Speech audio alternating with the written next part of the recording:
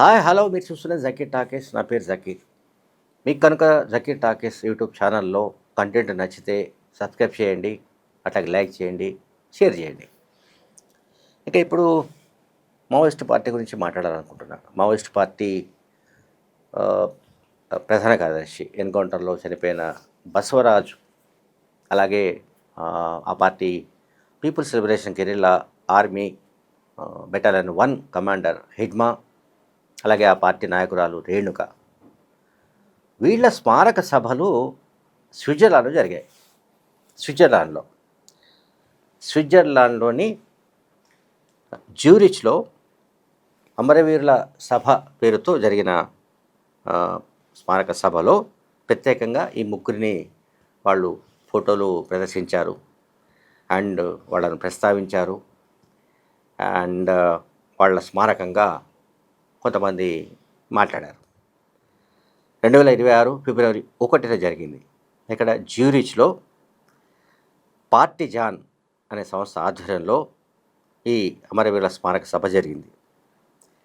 సరే, ఈ కార్యక్రమం ప్రారంభంలో ఎవరైతే మావోయిస్ట్ మూమెంట్లో సాయుధ పోరాటంలో ప్రాణాలు అర్పించారో వాళ్ళందరినీ కూడా ఈ సభ స్మరించింది, వాళ్లకు నివాళులు అర్పించింది. కుర్దిష్ ప్రాంతం రోజోవాను రక్షించిన యోధులతో పాటు భారత ప్రభుత్వ ఆపరేషన్స్లో మరణించిన ఆపరేషన్ కగార్లో మరణించిన బసవరాజు అండ్ రేణుక, హిడ్మా, వీళ్లను ప్రత్యేకంగా ఈ సభ ప్రస్తావించింది. అట్లాగే TKP/ML అని ఉంది. ఆ పార్టీ నాయకత్వం విడుదల చేసిన ప్రకటనలో కూడా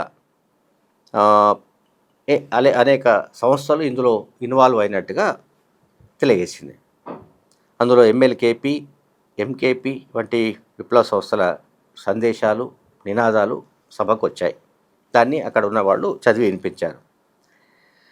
అండ్ వర్గ పోరాట చరిత్రను, ప్రాణాలు కోల్పోయిన విప్లవ వీరులను ప్రదర్శించే స్లైడ్ షోను కూడా వాళ్ళు అక్కడ ఎగ్జిబిట్ చేశారు. అలాగే మావోయిస్ట్ లెనినిస్ట్ పార్టీ సంబంధించి మార్క్సిస్ట్ లెనినిస్టు అంటే ML గ్రూప్స్కు సంబంధించిన, అంటే వివిధ దేశాల్లోని మార్క్సిస్ట్ లెనినిస్ట్ ఖైదీలుగా ఎవరెవరైతే జైళ్లలో ఉన్నారో వాళ్ళందరికీ సంఘీభావం ప్రకటించారు. అండ్ కొన్ని ప్రాంతాల నుంచి వచ్చిన మార్క్సిస్ట్ లెనినిస్టు అంటే నక్సలైట్ రాజకీయ ఖైదీల సందేశాన్ని కూడా ఈ సభలో చదివి వినిపించారు. అండ్ సరే, సాంస్కృతిక కార్యక్రమాలు కూడా జరిగాయి, ఇవన్నీ జరిగాయి. ఈ నేపథ్యంలో కేంద్ర ప్రభుత్వం అసలు మావోయిస్ట్ పార్టీ నెట్వర్క్ అంటే ఇంటర్నేషనల్ నెట్వర్క్ ఏమిటి, ఎట్లా ఉంది, ఏ దేశాల్లో ఉంది, ఎంత ఉంది, ఎందుకంటే ఇక్కడ ఇండియాలో మావోయిస్టు పార్టీ రహిత భారతదేశంగా ఏర్పాటు చేయబోతున్నట్టు అమిత్ షా ప్రకటించినందున ఇప్పుడు ఇక స్విట్జర్లాండ్లోనో మరొక దేశంలోనో ఈ రకమైన ఏవైతే స్మారక సభలు వగైరా జరుగుతున్నాయో, అంటే భారత్లో ఎవరైతే ఆపరేషన్ కగార్లో చనిపోతున్నారో ఇటువంటి వాళ్ళను కీర్తిస్తూ వాళ్ళను అంటే వాళ్ళ ఉద్యమాల పట్ల మరింత అంటే గ్లోరిఫై చేసి వాళ్ళ గురించి మాట్లాడుతుండడం, దీనిపైన ఒక ప్రత్యేకంగా కేంద్ర ప్రభుత్వం పరిశీలిస్తున్నట్టు తెలుస్తోంది. ఎవరెవరు ఏ దేశాల్లో ఇటువంటి నెట్వర్క్ను నడిపించడానికి ప్రయత్నిస్తున్నారు, ఈ నెట్వర్క్లో ఎవరెవరు భాగస్వాములుగా ఉన్నారు, ఇండియాకు సంబంధించిన ఎవరైనా తెలుగు వాళ్ళు కానీ వేరే రాష్ట్రాలకు సంబంధించిన వాళ్ళు కానీ అక్కడ ఎవరైతే సెటిల్ అయి ఉన్నారో వాళ్ళ పాత్ర ఏమైనా ఉందా, సో వాళ్ళ బ్యాక్గ్రౌండ్ ఏమిటి, వీటన్నిటిపైన కూడా కేంద్ర హోంమంత్రిత్వ శాఖ పరిశీలిస్తున్నట్టు తెలుస్తోంది. సో మనందరికీ తెలుసు, ప్రపంచవ్యాప్తంగా విప్లవ పార్టీలకు సంబంధించి, మరీ ముఖ్యంగా మావోయిస్టు పార్టీలకు సంబంధించి ఒక కూటమి ఉంది. ఇది సాయుధ పోరాటం ద్వారానే నూతన ప్రజాస్వామిక విప్లవం విజయవంతం అవుతుందని భావించే విప్లవ పార్టీలు ఏవైతే ఉన్నాయో, అంటే మావోయిస్టు పార్టీని మావోయిస్టు భావజాలంతో ఏర్పడిన విప్లవ సంస్థల కూటమిగా రెవల్యూషనరీ ఇంటర్నేషనల్ మూవ్మెంట్ అని చెప్తారు. RIM అంటారు దాన్ని షార్ట్ ఫామ్లో. RIM సో ఈ రెవల్యూషనరీ ఇంటర్నేషనల్ మూవ్మెంట్తో పాటు కంపోస్ అని ఇంకోటి ఉంది.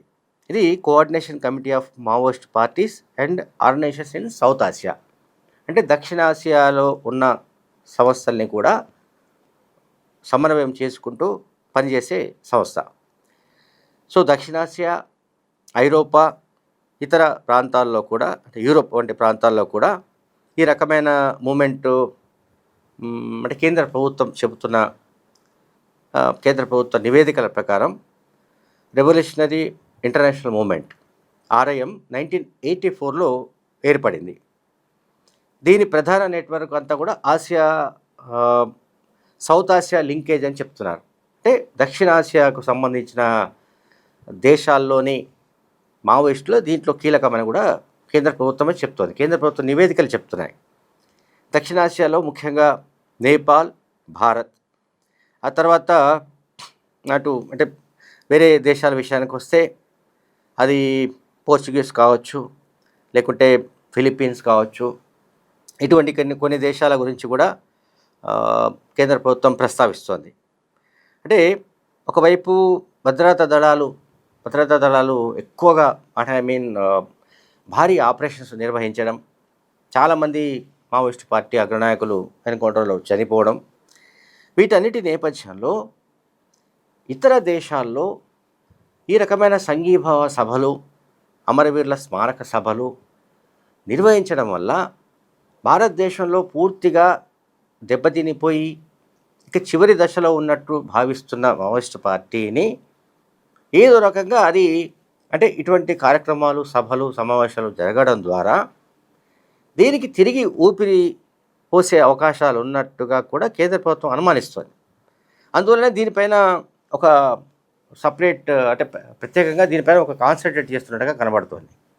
అంటే ఏ కంట్రీస్లో అంటే పెరు కావచ్చు, ఫిలిప్పీన్స్ కావచ్చు, లేకపోతే సరే నేపాల్, భారత్ మనం మాట్లాడుకున్నాం. సో సౌత్ ఆసియా, యూరప్ కంట్రీస్లో ఇటువంటి చోట్ల ఎక్కడెక్కడ నెట్వర్క్ ఉంది, ఆ నెట్వర్క్కు సంబంధించి అంటే రెవల్యూషనరీ ఇంటర్నేషనల్ మూవ్మెంట్ అని చెప్తున్న ఆర్ఐఎంలో ఎవరెవరు కీలకమైన పాత్రలు పోషిస్తున్నారు, లేకపోతే ఎవరు కోఆర్డినేట్ చేస్తున్నారు, లేకపోతే వీళ్లకు ఇటువంటి సభలు, సమావేశాలకు సంబంధించిన నిధులు ఎవరు సమకూరుస్తున్నారు, అట్లాగే వివిధ చోట్ల ఉద్యోగాల రూపంలో లేకపోతే ఇతరత్రా కూడా వృత్తుల్లో భారతదేశం నుంచి వెళ్ళి స్థిరపడ్డ వాళ్ళు ఎవరైతే ఉన్నారో అందులో ఎవరికైనా పూర్వాశ్రమంలో మావోయిస్ట్ పార్టీ సంబంధాలు ఉన్నాయా, ఇప్పటికీ వాళ్ళు మావోయిస్ట్ పార్టీ సానుభూతి పరులుగా ఇటువంటి కార్యకలాపాలు నిర్వహణకు వాళ్ళు ఏమైనా మద్దతు ఇస్తున్నారా, వాళ్ళు సహాయ సహకారాలు అందిస్తున్నారా, దీనిపైన కూడా ఇప్పుడు కేంద్ర ప్రభుత్వం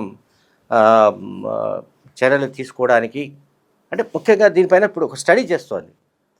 ఏ దేశాల్లో అంటే ఆర్ఐఎం అనేది ఏదైతే చెప్తున్నామో అది ఎక్కడెక్కడ బలంగా ఉంది, దానికి సంబంధించిన నెట్వర్క్ ఏమిటి, అది భారత్తో ఇంకా కనెక్టివిటీ ఉన్నట్టుగా ఈ తాజా సంఘటనలు తెలియజేస్తున్నాయి. అదర్వైజ్ మావోయిస్ట్ పార్టీ భారతదేశ ప్రధాన కార్యదర్శి బసవరాజ్ గురించి కానీ, హిడ్మా గురించి కానీ, రేణుక లాంటి ఆ పార్టీ నాయకురాలి గురించి కానీ, ఎన్కౌంటర్లో వీళ్ళంతా చనిపోయారు, వీళ్ళ గురించి స్విట్జర్లాండ్లో జ్యూరిచ్లో సభలు, సమావేశాలు నిర్వహించడం అనేది అది సాధారణంగా సాధ్యమయ్యే పని కాదు.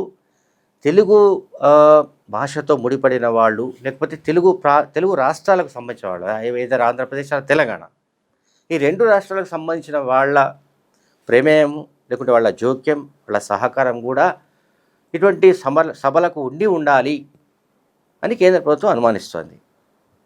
Thank you very much.